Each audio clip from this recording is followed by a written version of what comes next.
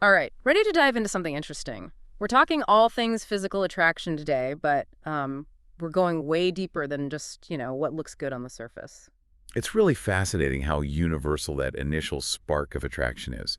But yeah, this lecture really digs into the why behind it all, which is cool. Totally. It starts off defining physical attraction, that initial pull we feel, and then it just goes from there. Yeah, like it even gets into this whole thing about facial symmetry. Apparently, even babies, stare longer at faces that are more symmetrical. Seriously, I had no idea. But wait, is that something we're born with, or do we, learn it somehow? Well, the lecture seems to lean towards it being hardwired. Way back to our ancestors, symmetry could have indicated good health and strong genes, making someone a more desirable mate. So it's like survival of the fittest, but for your face. That's kind of wild. Yeah, it's a trip. But it also talked about how this evolutionary explanation can be kind of controversial. Like some people see it as objectification, reducing people to just a bunch of physical traits. Right, because there's a whole cultural side to it too. What one culture finds attractive, another one might not, right? Exactly. But before we get to the whole cultural thing, the lecture actually goes into how important physical attraction is during, those first stages of a relationship, like the honeymoon phase. Ah, the honeymoon phase, when everything's new and exciting. Totally. And the lecture really points out how often it's that physical spark that kind of kickstarts those early romantic feelings. Like a natural high, right? All those hormones and stuff. No wonder they call it the honeymoon phase. For sure. But here's the thing. Those hormones don't stay that high forever.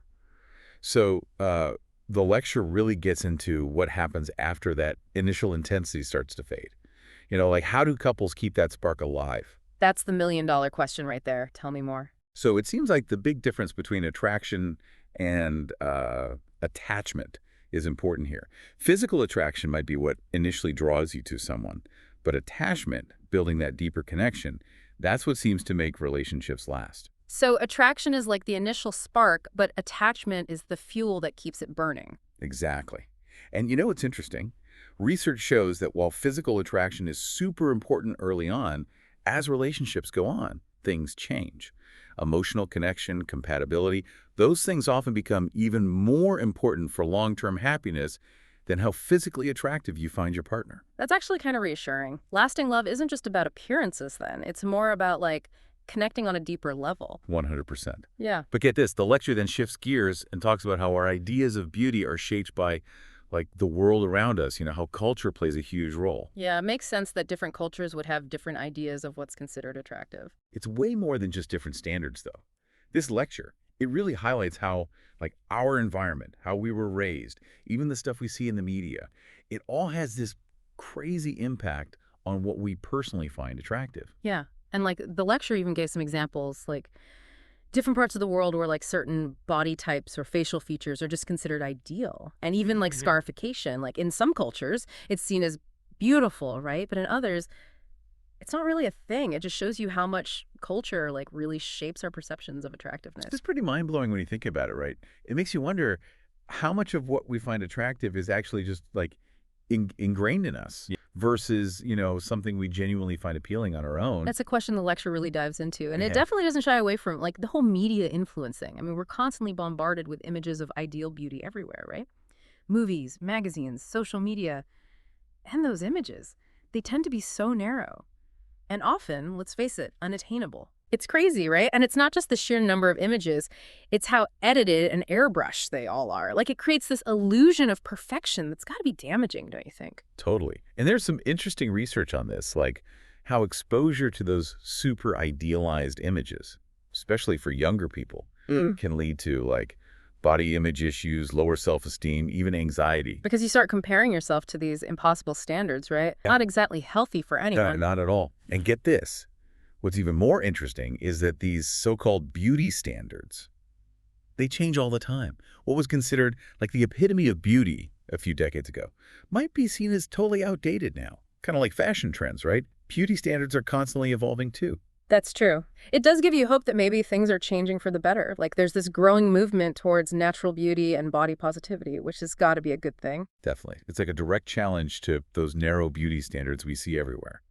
And it actually ties into something else the lecture talked about, the importance of really looking at those cultural influences Yeah. and being aware of how they might be shaping our own ideas of what we find attractive. Yeah, like we have to kind of deconstruct those beliefs and figure out what we truly find beautiful, Right. right? Yeah. And why. It's almost like a personal journey of self-discovery. Exactly. And, that journey, it can actually be really great for our relationships too. Oh, that's interesting. How so? Well, because the lecture then gets into the link between physical attraction and how satisfied we are in our relationships. And it turns out there's a strong connection. People who are physically attracted to their partners tend to be happier in their relationships. And a big part of that seems to be, you guessed it, sexual satisfaction. Makes sense. If you're attracted to your partner, you probably enjoy that aspect of the relationship more, which naturally, like, boosts your overall happiness. Exactly. There was even a study mentioned where they found that people who rated their partners as physically attractive also reported higher levels of sexual satisfaction. And guess what? That then correlated with greater relationship satisfaction in general. So it really seems like being physically attracted to your partner is a big deal for relationship happiness, especially, in the bedroom. Yeah, for sure. But the lecture makes this point that it's not everything. It's not the be-all and end-all when it comes to having a deep and meaningful connection with someone. And this is where it gets even more interesting.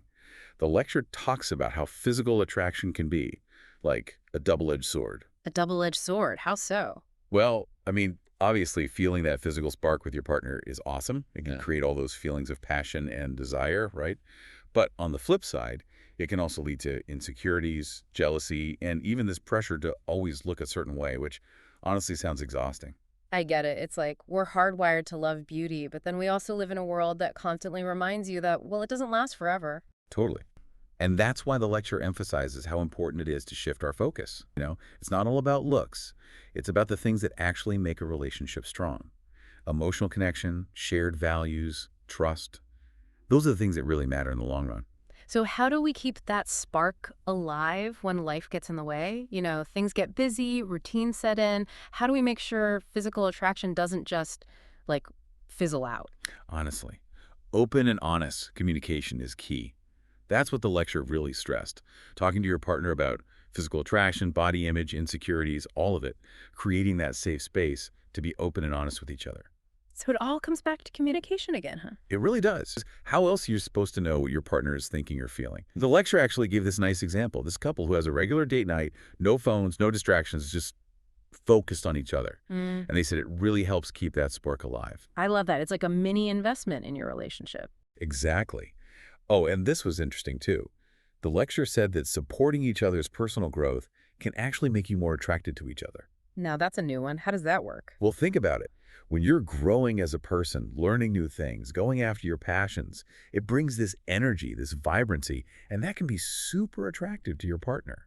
So it's about being the best version of yourself, not for them, but for you. Mhm. And that ends up benefiting the relationship. Exactly. And the lecture even mentioned some research showing that people who are into personal growth often feel more attractive and confident, which of course spills over into their relationships. It makes a lot of sense. So it's not about changing who you are, it's about growing together. Yes. And, for me, the big takeaway from all of this is that real lasting attraction goes way beyond just what you see on the surface. It's about connecting on a deeper level, accepting each other's flaws and all. It's about embracing the fact that we're all just perfectly imperfect humans. Couldn't have said it better myself.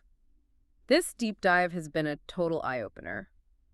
Honestly, I never realized how complex physical attraction really is. Yeah, me neither. It's definitely more than meets the eye, that's for sure. So what do you think? What will attraction look like in the future?